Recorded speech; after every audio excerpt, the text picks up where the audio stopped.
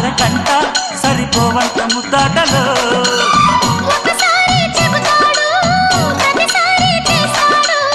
అంటూనే చీపాడు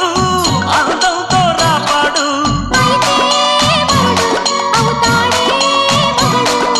అసలే రతివి అవుతావే సతివి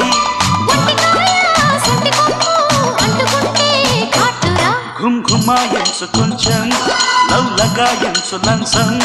మన్మధించింది మంత్రం మంచం